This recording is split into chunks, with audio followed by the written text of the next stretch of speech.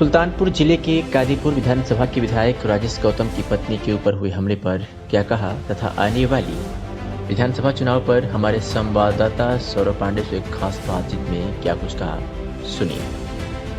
पहुंचे हैं और माननीय श्री राजेश गौतम जी से आज हमारी मुलाकात, जो भारतीय जनता पार्टी के मौजूदा विधायक भी हैं।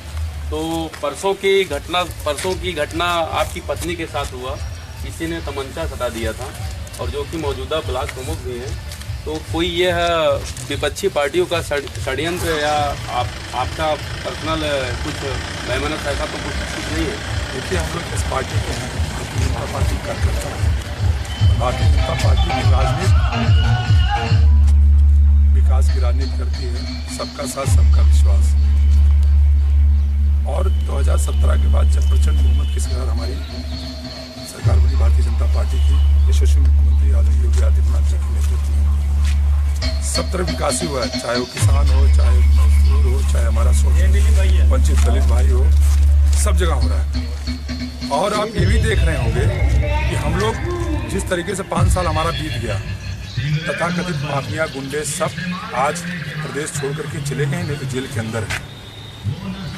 जो परसों की घटना हुई है, हम लोग कोई झूठ नहीं बोलते हैं।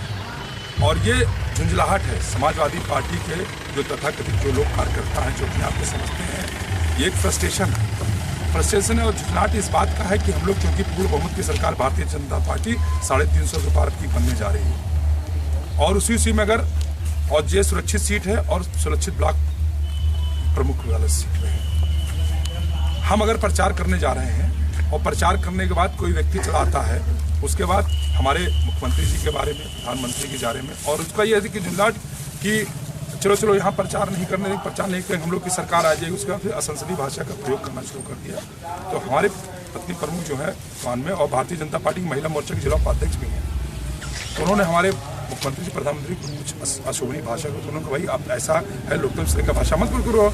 उसी तरह कुछ कहा सुनिए, उसमें फिर बदतमीजी करना शुरू, उसने रिवॉल्वर निकाल करके, वो तो कहीं हमारे सारे लोग जो कार्यकर्ता गांव के लोग पहुंच करके उसको पकड़ लिए, वो उसने निकाला और निकाल के ऐसे करना, तो पकड़ करके कारतूस और कट्टा बरामद हुआ। तो सर जो असलहा था तो अवैध था कि अवैध असलहा था, तो उसके ऊपर कोई मुकदमा वगैरह दर्ज हुआ, तहरीर दी गई है जी, सारे हमारे भारतीय जनता पार्टी जो जहाँ पता चला। लेकिन इस तरीके से जिस तरीके से ये कार्य हो रहा है ना, ये सिर्फ यही जताता है कि विपक्ष पूरी तरीके से बौखला गया है, विपक्ष हताश हो गया है और विपक्ष ये जान रहा है कि भारतीय जनता पार्टी की पुनः सरकार आ रही है। किन किन धाराओं में सर मुकदमा दर्ज हुआ है?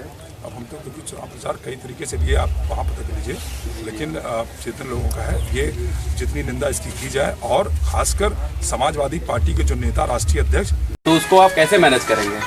हमको नहीं लगता है कि कहा तो साहित्य, हमको नहीं लगता कोई नेगेटिव पॉइंट है।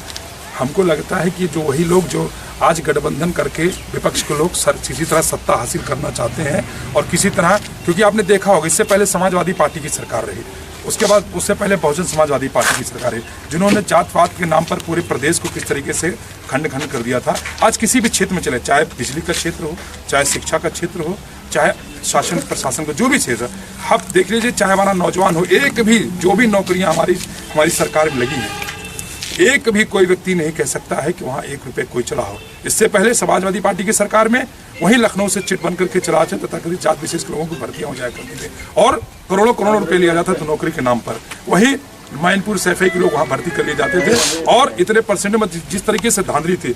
लेकिन मैं धन्यवाद देना चाहूँगा अपने यशस्वी मुख्यमंत्री जी को कि जब से हमारी सरकार भारतीय जनता पार्टी की सरकार बनी है, एक भी व्यक्ति नहीं कह सकता है कि कोई भी व्यक्ति पैसा दे करके नौकरी मिली है।